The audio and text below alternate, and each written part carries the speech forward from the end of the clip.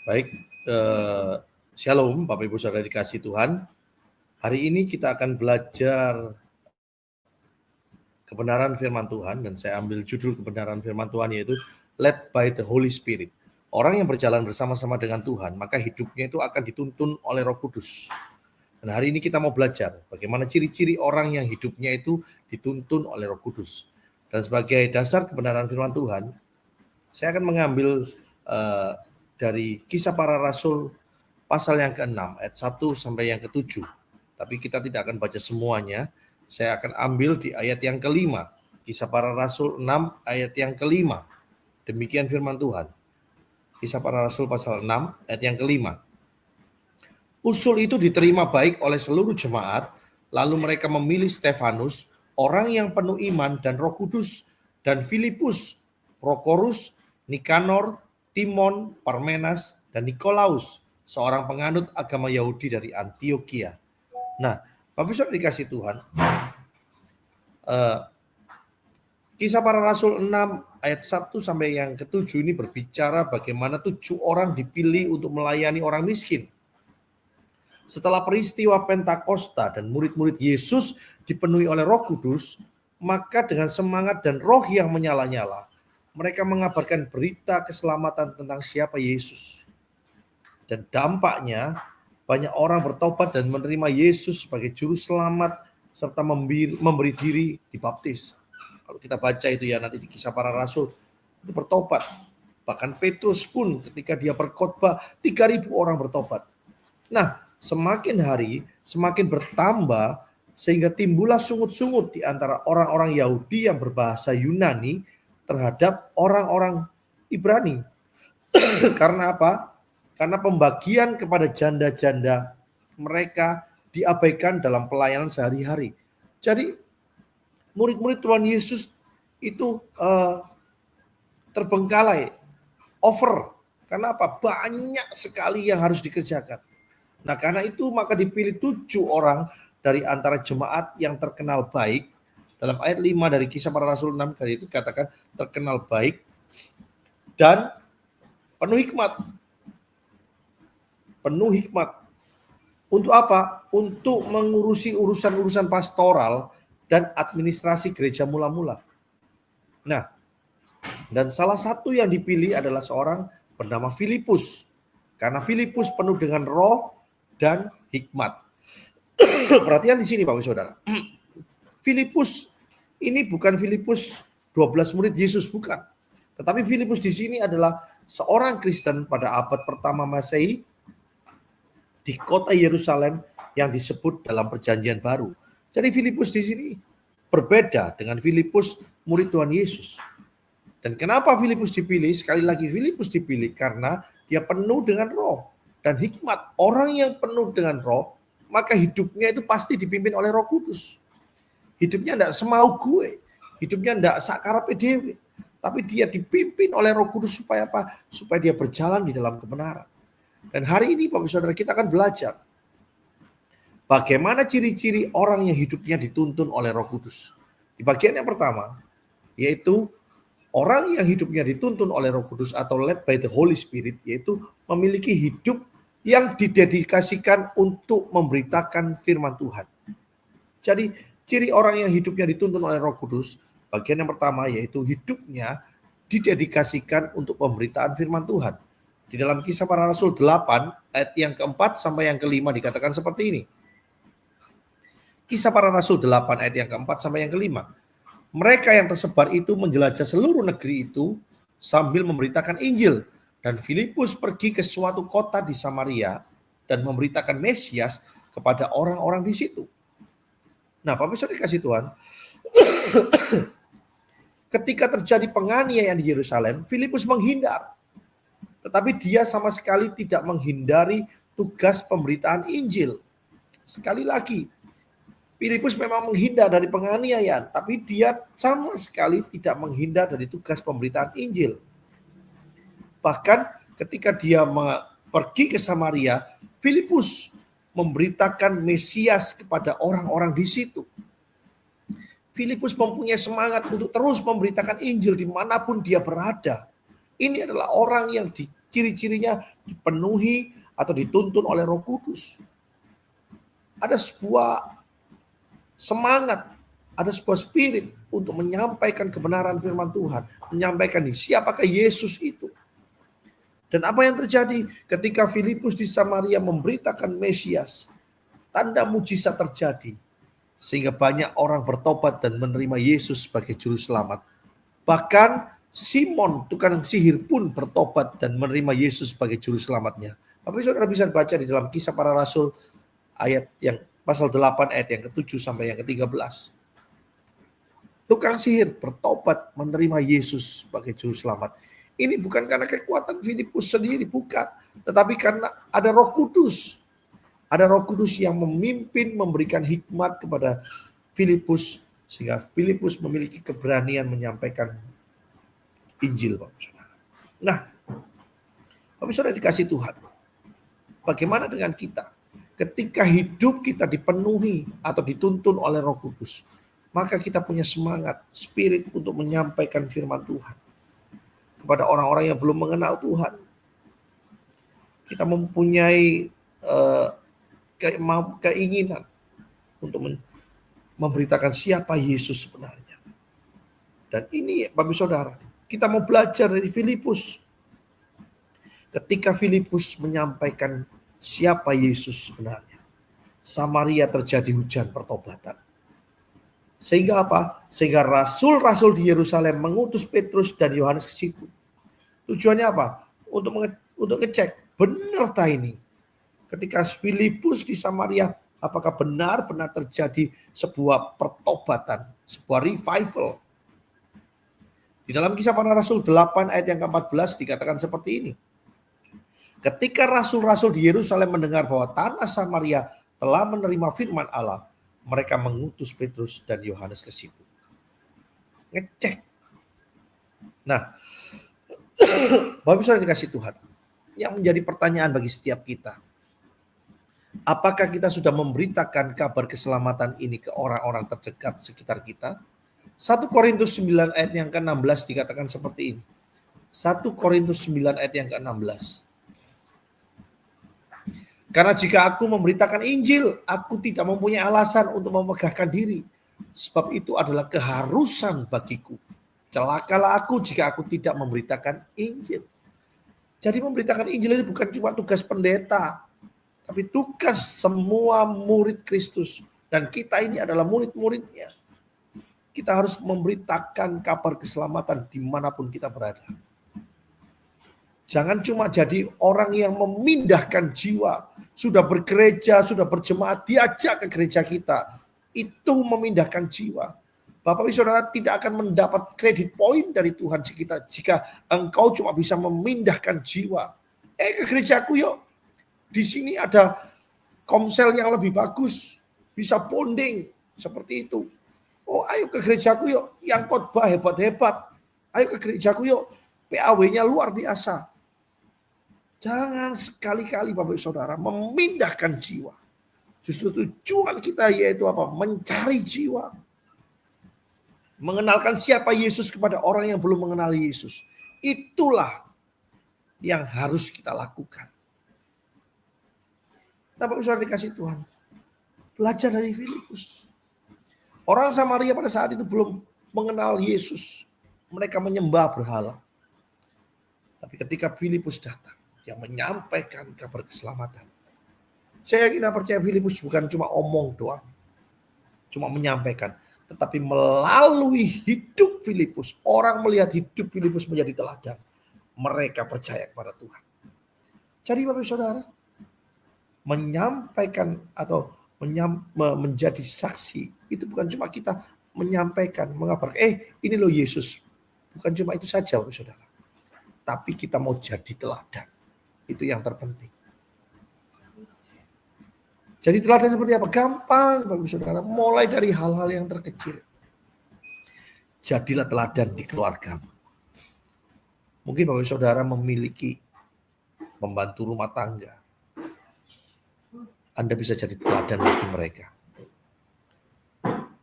Bapak Saudara, kalau saya memiliki asisten rumah tangga atau pembantu rumah tangga, itu sampai bisa tahunan, bisa 8 tahun, 9 tahun, 7 tahun. Karena apa? Karena mereka kerasan, Bapak Saudara. Kerasan. Banyak sekali orang-orang yang memperlakukan pembantu rumah tangga itu dengan semena-mena. Kalau menghina, kalau menegur dengan seenaknya sendiri. Tapi saya belajar untuk menghargai pembantu rumah tangga. Bahkan kalau kita pergi, Bapak Saudara, kemanapun kita pergi, pulangnya bawa makanan. Tidak lupa, saya belikan makanan buat pembantu rumah tangga saya. Kalau saya beli sate, saya belikan sate. Kalau saya waktu beli masakan Padang, saya belikan masakan Padang. Bahkan kalau saya belikan masakan Padang, enggak saya belikan telur aja, enggak. Saya belikan rendang, Bapak Saudara.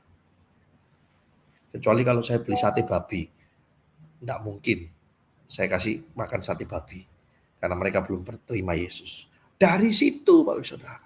Dan memang kenyataannya, ada salah satu pembantu rumah tangga saya yang sekarang ikut majikan di Johor Bahru, Malaysia. Kadang-kadang kalau ada waktu bekas pembantu rumah tangga saya itu kontak WA dengan istri saya, dia katakan, jauh Bu, ketika saya ikut Ibu, enakan ikut Ibu. Di sini kerjanya minta ampun, orang majikannya jahat, memperlakukan semena-mena. Nah seperti itu Bapak Saudara. Jadi teladan. Jangan sampai kita ini ke gereja, wow kelihatan di gereja sok suci, sok kudus, shalom, semua perkataan yang keluar adalah firman Tuhan. Tetapi ketika kita di dalam rumah, berbeda 180 derajat. Jadi Bapak Saudara, mari. Ciri orang yang dipenuhi atau dituntun oleh Roh Kudus adalah hidupnya didedikasikan untuk memberitakan firman Tuhan. Itu ciri yang pertama. Kemudian ciri yang kedua adalah mengikuti tuntunan Roh Kudus meskipun seringkali bertentangan dengan keinginan kita. Ini yang sulit. Mengikuti tuntunan Roh Kudus meskipun seringkali bertentangan dengan keinginan kita. Kisah Para Rasul pasal yang ke-8. Kisah Para Rasul pasal yang ke-8. Ayat yang ke-26 sampai 27 dikatakan seperti ini. Kemudian berkatalah seorang malaikat Tuhan kepada Filipus, katanya, bangunlah dan berangkatlah ke sebelah selatan menurut jalan yang turun dari Yerusalem ke Gaza. Jalan itu adalah jalan yang sunyi. Lalu berangkatlah Filipus. Adalah seorang Ethiopia, seorang sida-sida pembesar dan kepala perbendaharaan Sri Kandake, ratu negeri Ethiopia yang pergi ke Yerusalem untuk beribadah. Nah, poin yang kedua, orang yang hidupnya dituntun oleh Roh Kudus, maka dia akan mengikuti tuntunan Roh Kudus meskipun seringkali bertentangan dengan keinginan kita. Nah, Bapak Saudara kasih Tuhan, ketika Filipus datang, istilahnya dia babat alas di Samaria, dia bersusah payah melakukan perintisan mungkin. Kemudian dia melakukan penginjilan dari rumah ke rumah, dari daerah dekat daerah Samaria berjalan kaki. Dia melakukan hal itu. Kemudian dia bersusah payah untuk meyakinkan, untuk memberitakan firman, siapakah Yesus? Yesus adalah Mesias. Dan akhirnya apa? Ketika semuanya itu jadi, Filipus mulai menikmati hasilnya. Filipus melihat bahwa semua orang bertobat. Kemudian Petrus dan Yohanes suruh ke sana. Bahkan Petrus suruh meneruskan apa yang dilakukan oleh Filipus. Filipus bisa saja protes sama Tuhan. Tuhan, aku ini Tuhan yang babat alas. Aku yang berdarah-darah. Kenapa sekarang Petrus yang meneruskan? Seringkali kita menghadapi persoalan seperti itu, Bapak Saudara. Ini loh, ini semua karena aku. Gereja bisa berkembang karena aku. Ini perintisan semua, aku yang menata. Kemudian ketika sudah terlihat hasilnya, dikasihkan ke orang lain. Aku tidak terima Tuhan. Seperti itu. Roh Tuhan, kenapa? Bahkan Filipus tidak protes. Kenapa Tuhan ketika aku sedang menikmati enak-enaknya di Samaria, kau suruh ke jalan yang sunyi di Gaza. Gaza itu bukan jalan yang enak, Bapak Saudara. Jalan yang sepi. Dan mungkin bisa saja jalan yang berbahaya. Tapi bukanlah firman Tuhan. Di dalam Mazmur katakan, sekalipun aku harus berjalan dalam lembah kekelaman, aku tidak takut bahaya. Karena apa? Karena ada Tuhan yang besertaku.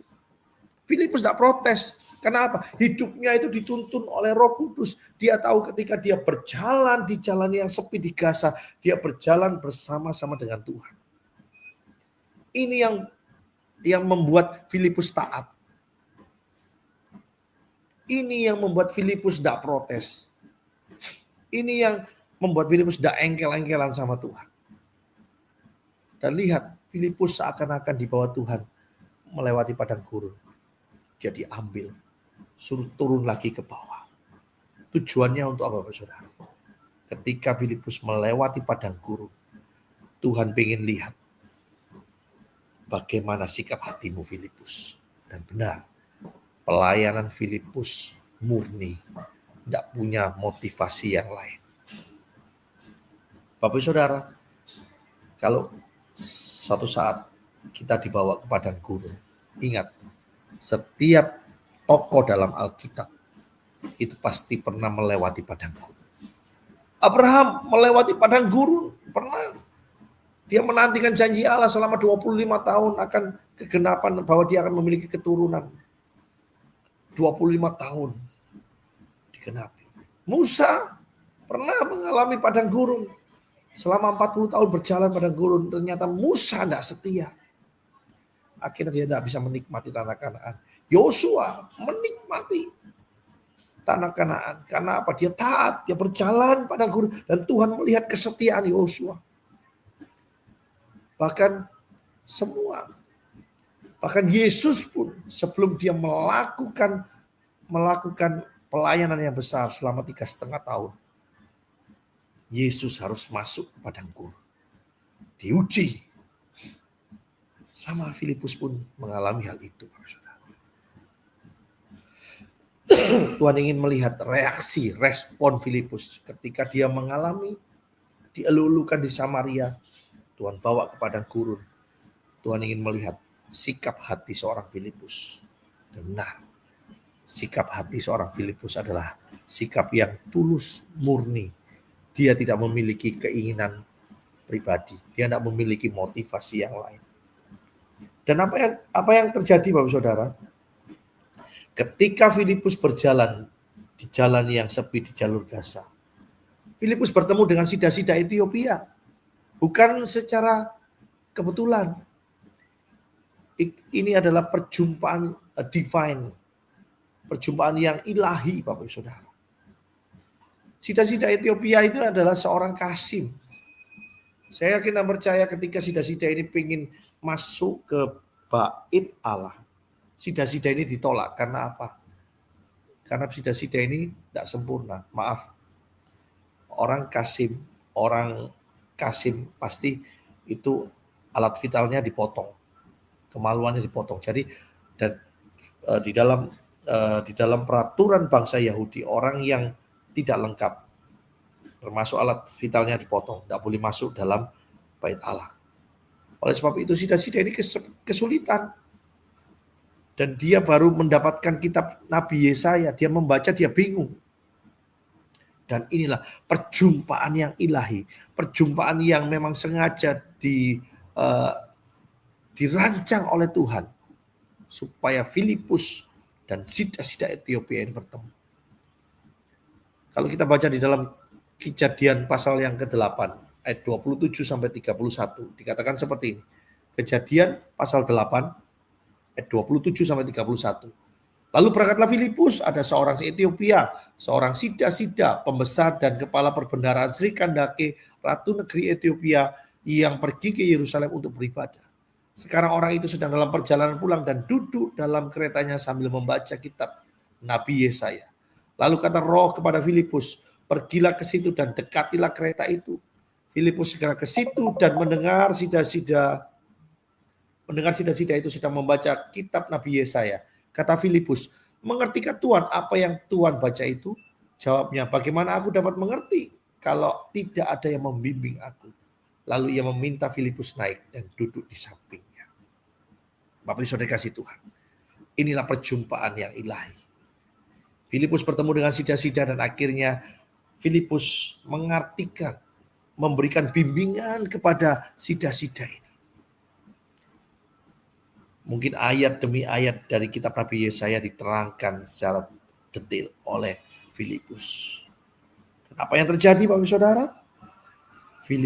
Sida-sida itu akhirnya sadar, percaya kepada Yesus sebagai Mesias, Juru Selamat, dan memberi diri dibaptis. Di dalam ayat 36 sampai 38 dikatakan seperti ini dari Kisah Para Rasul 8. Mereka melanjutkan perjalanan mereka dan tiba di suatu tempat yang ada air. Lalu kata sida-sida itu, lihat di situ ada air. Apakah halangannya jika aku dibaptis? Saud Filipus, jika Tuhan percaya dengan segenap hati, boleh.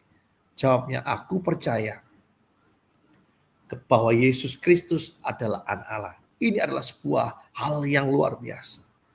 Ketika Filipus berjalan di tempat yang sunyi, ada maksud dan tujuan Allah yang sudah direncanakan dengan begitu indah. Sida-sida ini, aku percaya bahwa Yesus Kristus adalah Anak Allah. Lalu orang Ethiopia itu menyuruh menghentikan kereta itu dan keduanya turun ke dalam air, baik Filipus maupun sida-sida itu, dan Filipus membaptis dia. Sampai di sini Bapak Saudara, tidak. Ketika orang sida-sida Ethiopia ini memberi diri dibaptis dan dia percaya kepada Tuhan, Yesus sebagai Tuhan dan Juru Selamatnya, sida-sida ini kembali ke Ethiopia. Dan apa yang terjadi? Dia menyampaikan itu kepada Ratu Sri Kandaki. Dan Ethiopia mengalami revival. Orang yang hidupnya dipimpin oleh Roh Kudus, dia pasti taat akan perintah yang Roh Kudus berikan pada setiap, yang Roh Kudus berikan bagi setiap kita. Tidak ada bantah-bantahan. Loh, ini tidak enak. Seringkali kan seperti itu Bapak Saudara. Ketika kita ditugaskan, wah ini tidak enak, ini ditugaskan kok tempat seperti ini, tidak enak. Dulu aku melayani di gereja yang besar, kenapa aku sekarang melayani di gereja kecil? Tidak enak. Tapi ingat, ada maksud dan tujuan yang indah yang Tuhan rencanakan. Oleh sebab itu, sebagai orang-orang yang hidupnya dipimpin oleh Roh Kudus, bagian kita adalah taat, Bapak Saudara. Bagian kita adalah siap untuk melakukan apa yang Roh Kudus perintahkan bagi setiap kita. Dari sini Bapak Saudara kita belajar, kerendahan hati adalah karakter yang harus kita miliki. Sebab itu memampukan kita untuk melayani Tuhan. Bahkan ketika Tuhan mengutus kita ke jalan yang sunyi. Seperti itu Bapak Saudara.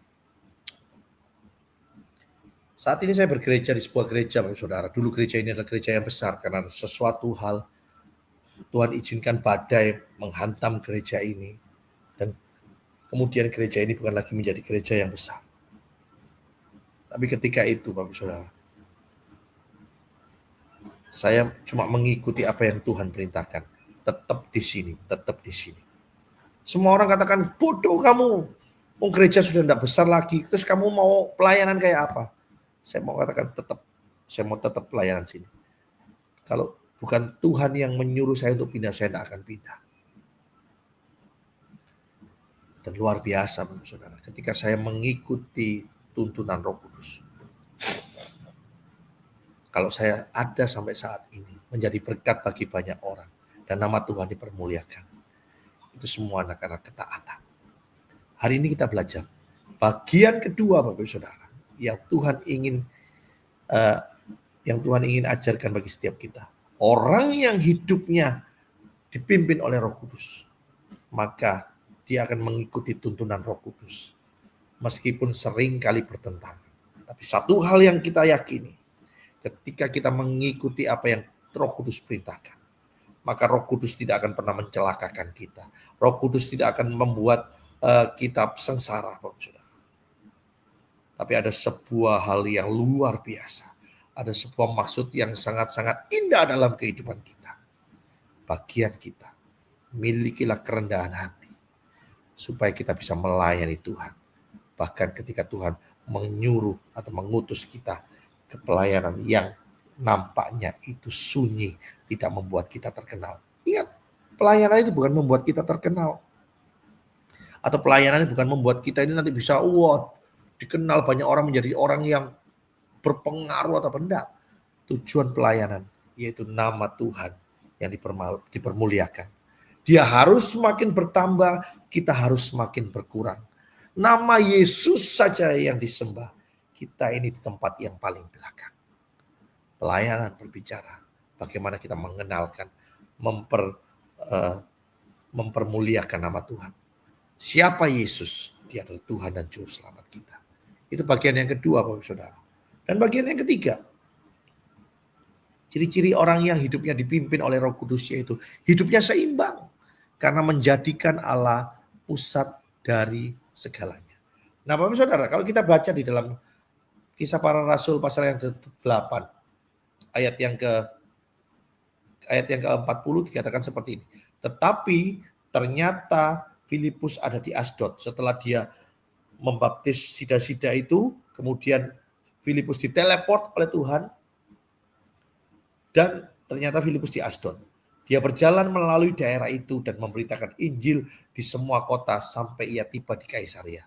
Dan kalau kita lihat, Kisah Para Rasul 8 ini seakan-akan akhir dari pelayanan Filipus. Setelah itu di Kisah Para Rasul 9 tidak ada lagi menceritakan Filipus. Nah, lalu baru kita temukan di di pasal yang ke-21 dari Kisah Para Rasul. Kisah Para Rasul 21 ayat yang ke-8 sampai yang ke-9. Dikatakan seperti ini. Pada keesokan harinya kami berangkat dari situ dan tiba di Kaisarea. Sama seperti yang kita baca di dalam ayat 41 tadi. Filipus di Asdod, kemudian dia memberitakan Injil sampai ke Kaisarea. Ternyata Filipus di Kaisarea.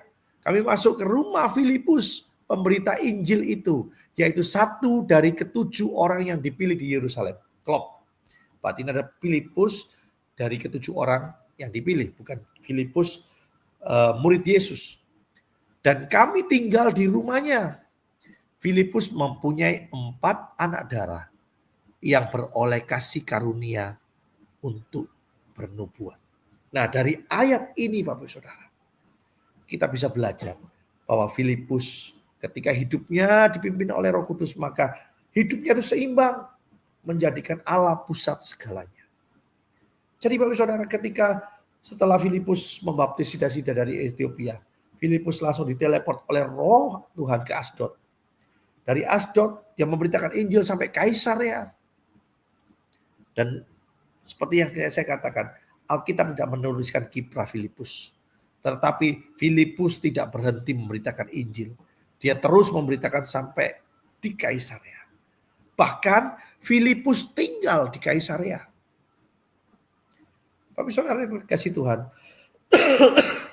daerah Kaisarea pada kisah murid-murid Tuhan Yesus itu adalah kota yang besar. Karena termasuk kota pelabuhan.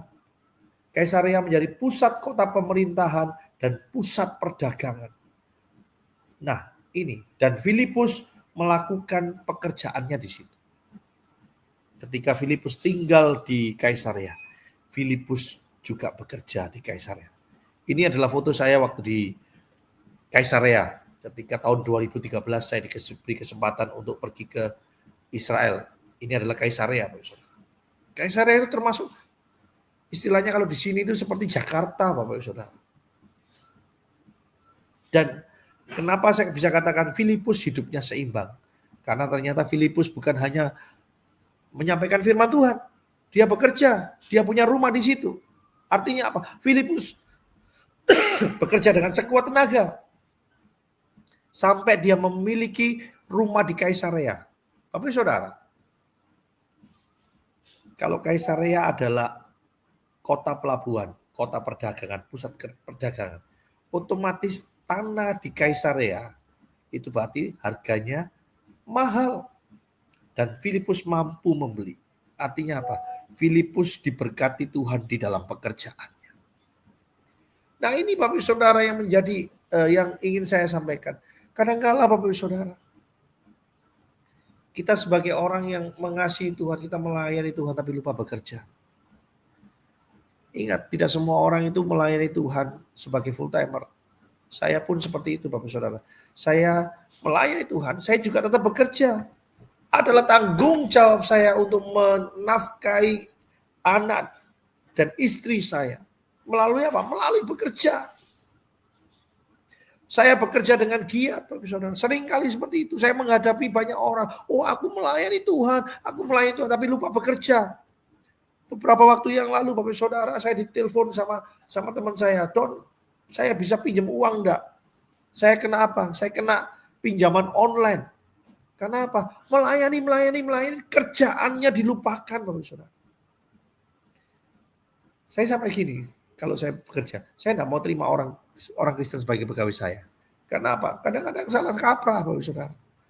Oh iya, aku mau melayani Tuhan. Jadi waktunya misalkan hari Kamis gitu. Kamis kan, kalau Rabu, Kamis setiap gereja kan mesti kalau biasanya kan ada doa malam lah seperti itu. Kalau sudah hari Rabu, hari Kamis nanti, Pak saya pulang duluan ya, mau pelayanan doa malam. Lakukan tanggung jawabmu terlebih dahulu. Engkau harus bekerja. Jangan pelayanan jadi alasan engkau untuk malas bekerja. Tuhan tidak suka sama seperti itu Bapak Saudara.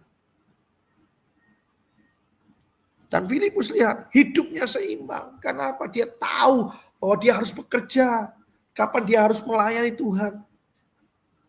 Seringkali orang memprioritaskan ini. Tuhan nomor 1. Keluarga nomor 2. Pekerjaan nomor 3. Salah Bapak Saudara.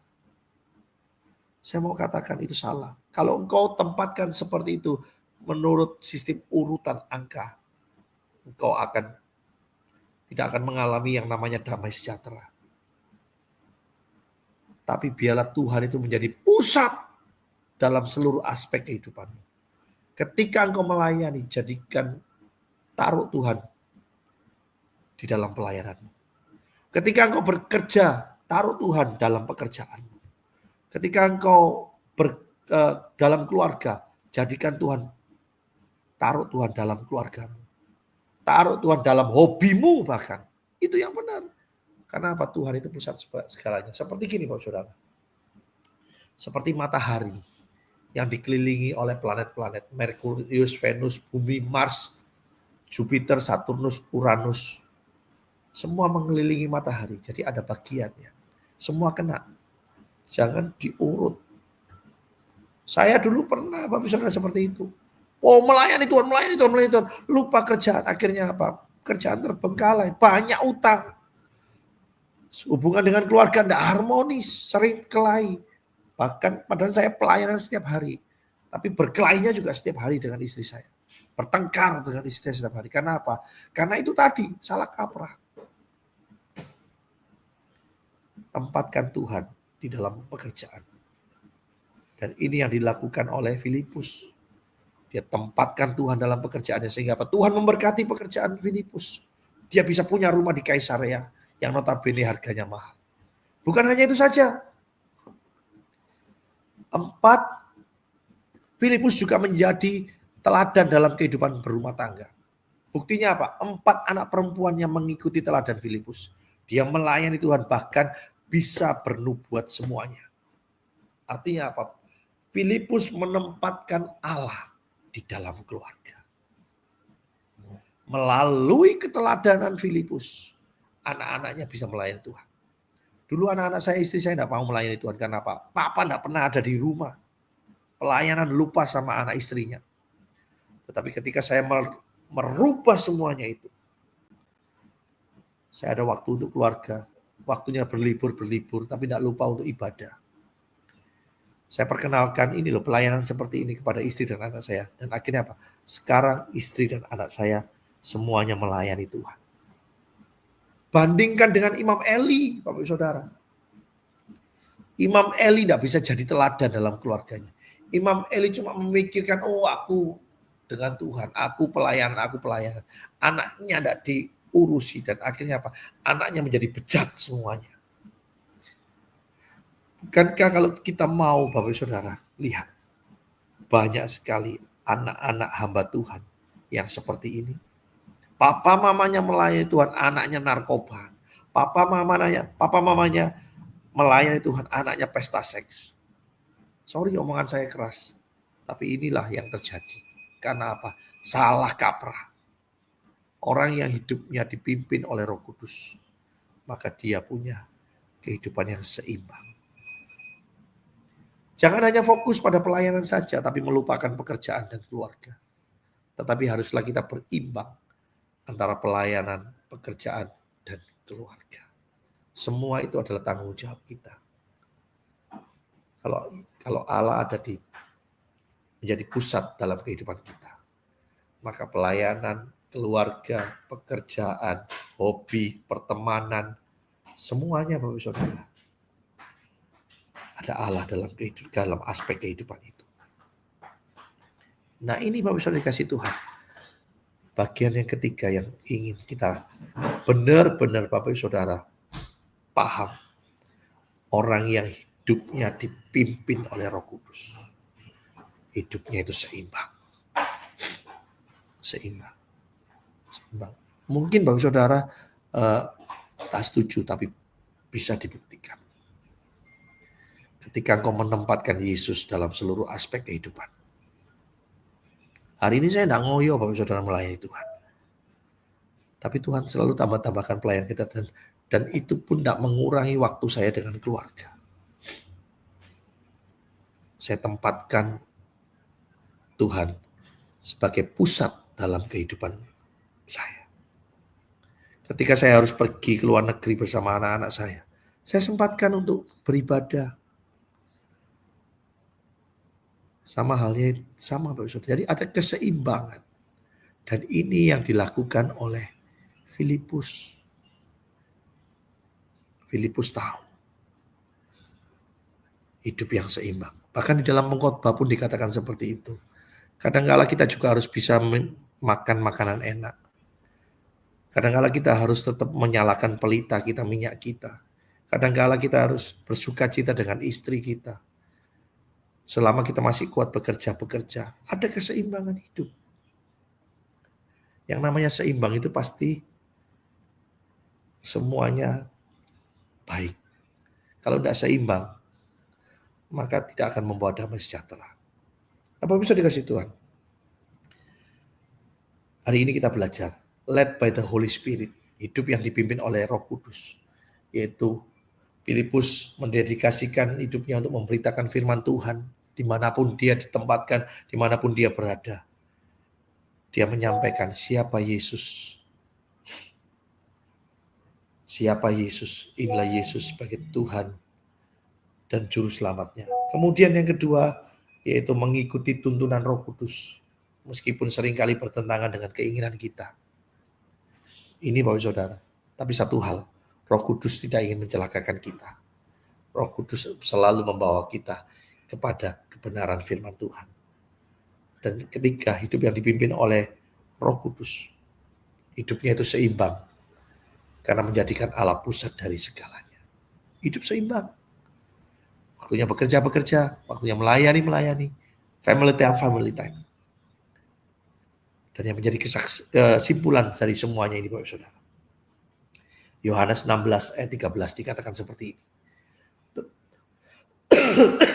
Tetapi apabila ia datang, yaitu Roh kebenaran, ia akan memimpin kamu ke dalam seluruh kebenaran. Sebab ia tidak akan berkata-kata dari dirinya sendiri. Tetapi segala sesuatu yang didengarnya, itulah yang akan dikatakannya. Dan ia akan memberitakan kepadamu hal-hal yang akan datang. Jadi Bapak Saudara, kalau ada Roh kebenaran, yaitu Roh Kudus memimpin kita dalam kebenaran, dia akan membawa kita pada seluruh kebenaran. Orang yang dituntun oleh Roh Kudus, hidupnya itu selalu berada dalam kebenaran. Dan Filipus adalah contoh pribadi yang hidup di dalam kebenaran. Dia mencintai dan melayani Tuhan dengan sepenuh hatinya. Mendedikasikan hidupnya untuk memberitakan firman Tuhan. Injil keselamatan. Filipus taat akan perintah Tuhan meskipun harus bertentangan dengan egonya. Dia melakukan apa yang Tuhan mau. Dia juga dapat menyeimbangkan antara pelayanan, pekerjaan, dan keluarga. Sehingga bukan hanya pelayanannya berhasil, pekerjaannya diberkati berhasil, dan keluarganya pun hidup rukun dan berbahagia. Yang menjadi pertanyaan bagi setiap kita. Sudahkah hidup kita ini dipimpin oleh Roh Kudus? Saya yakin dan percaya melalui kebenaran firman Tuhan, Bapak Saudara. Biar mengingatkan kita pentingnya kita hidup dituntun oleh Roh Kudus. Amin. Tuhan Yesus memberkati kita semuanya.